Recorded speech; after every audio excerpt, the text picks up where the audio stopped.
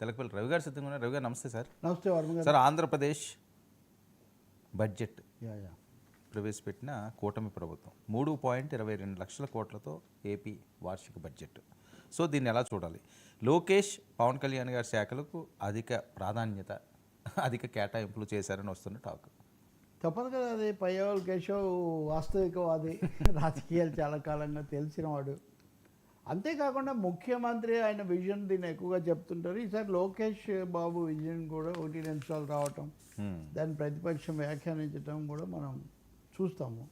కాబట్టి ఖచ్చితంగా ఒక ప్యాటర్న్ స్పష్టంగా ఉంది.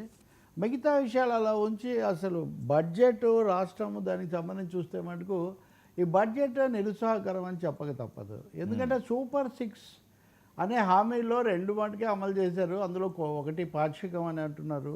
ఆ మిగిలిన వాటికి సంబంధించి కూడా ఏమీ ఇందులో స్పష్టత లేదు. నిరుద్యోగాలకు 3,000 ఇస్తామన్నది కానీ, లేకపోతే ఇంకా అనేక రకాలైనవి. అందులో అతి ముఖ్యమైనది తల్లికి వందనం. తల్లికి వందనం కూడా వచ్చే 2020 వచ్చే ఆర్థిక సంవత్సరం నుంచి అమలు చేస్తామని చెప్పారు. అంటే ఒక సంవత్సరం పోయినట్టే. ఈ కేటాయించింది కూడా 12,000 కోట్లు, అవసరమైతే 8,000 కోట్లు కేటాయించారు. 12,000 కోట్లు ఒక సంవత్సరానికి. కానీ గత సంవత్సరం కూడా ఇవ్వాల్సింది కదా, ఇవ్వలేదు. అది కూడా కలుపుకుంటే 20, అంటే ఈ లెక్కలకేమీ ఇంకా ముగింపు లేదు కదా. కాబట్టి ఇంకోటి కూడా చాలా ముఖ్యమైనది, అమరావతి మీద మ్యాక్సిమం ఫోకస్ ఉంటుందని అందరూ ఆశించారు. సరే, ఇప్పుడు 15,000 కోట్లు ఏదో ప్రపంచ బ్యాంక్ అప్పు, లేకపోతే హడ్కో అప్పు ఇట్లా అనుకున్నారు. బడ్జెట్లో కేటాయింపు ఎంత చాలా తక్కువగా చేశారు, 6,000 కోట్లు. దానికి వచ్చేటటువంటి దాంతో పోలిస్తే ఏ మూలకు సరిపోతుంది 6,000-8,000 కోట్లు. అంటే ఇదంతా కేంద్రాన్ని కాదండి? కేంద్రం ఏమి ఇవ్వలేదు కదా. కేంద్రం ఇవ్వకుండా అప్పు చూపించింది, దాని బాధ్యత తీసుకుంటా ఉన్నారు. అది కూడా ఖచ్చితంగా ఎలా ఆపరేట్ అవుతుందన్న దాని మీద ఇప్పటికీ స్పష్టత లేదు.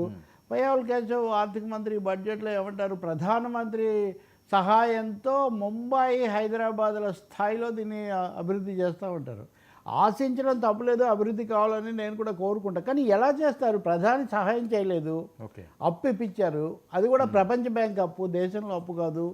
ఈ అప్పులో నుంచి మీరు కొంత కేటాయించారు. ఎలా దీంతోపాటు ముంబై, హైదరాబాదు, లేదా అంతకుముందు సింగపూరు ఇట్లాంటి పేర్లు వినిపించేవి. అక్కడి నుంచి దేశంలోకి వచ్చారు, కొంతవరకు అది కొంచెం వాస్తవానికి వచ్చారు, మంచిదే. కానీ ఈ కేటాయింపులు సరిపోవు.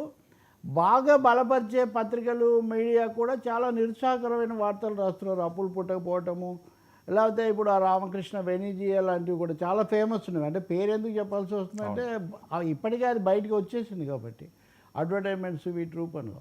అలాంటివి కూడా సమస్యాత్మకం అంటున్నప్పుడు అమరావతికి సంబంధించి ఒక స్పష్టమైన ఉత్సాహకరమైన ప్యాకేజీ ఇందులో లేకపోవడం కూడా కనిపిస్తుంది. ఇంకా రైతులు ఆ సమస్యలు, రైతులకు ఆదుకోవడం, దాంట్లో కూడా అవసరమైన దానికంటే 11,000 కోట్లు అయితే 9,000 కోట్లే పెట్టారు. ఇవి కూడా ఎప్పుడు వస్తాయి అని. ఇంకా చాలా ముఖ్యమైన అంశం వర్మ, మూలధన వ్యయం, క్యాపిటల్ ఎక్స్పెండిచర్ పెరిగితే కానీ ఒక రాష్ట్రం అభివృద్ధి కాదు. అందులో విడిపోయి రాజధాని రహితంగా ప్రాజెక్టులలో 56 ప్రాజెక్టులు పెండింగ్లో ఉన్నాయి.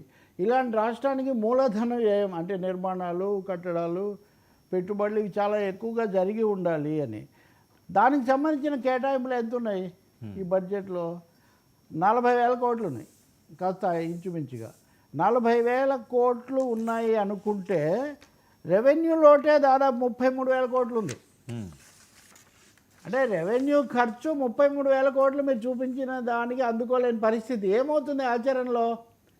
పెట్టుబడి వ్యయం కోసం కేటాయించినా కూడా రెవెన్యూ ఖర్చులు అందుకోవడానికి పోతాయి. కాబట్టి రాష్ట్రం చాలా తీవ్రమైన ఆర్థికంగా గడ్డు పరిస్థితిలో ఉందని చెప్పక తప్పదు.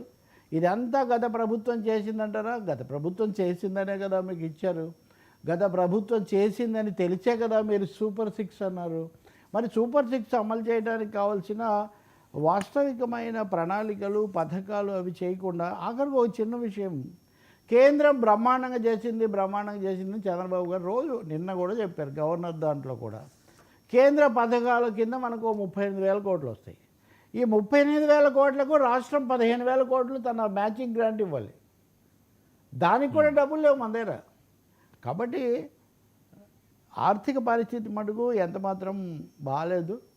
గత ప్రభుత్వం అప్పుల పాలు చేసిందంటే ఈ ప్రభుత్వం వచ్చిన తర్వాత, ఉదాహరణకు ఇప్పుడు గడిచిపోయిన ఆర్థిక సంవత్సరంలో అంటే 2024-25లో 71,000 కోట్ల అప్పులు తెచ్చుకుంటాము అని చెప్పింది అని భావిస్తే 85,000 కోట్ల అప్పులు తెచ్చుకున్నారు. ఏమి ఇప్పుడు ఈ బడ్జెట్లో కూడా దాదాపు 80,000 కోట్లైనా అప్పులు తప్పకుండా జరిగేటట్టుగా కనిపిస్తుంది. ఇవన్నీ చూస్తే రాష్ట్ర అభివృద్ధికి సంబంధించి ఒక దీర్ఘకాలికమైన ఉత్సాహకరమైన ప్రణాళిక, కానీ దానికి కావాల్సిన నిధులు అంతకంటే ముఖ్యంగా డబ్బులు లేవు. కేంద్రం ఇవ్వడము లేదు,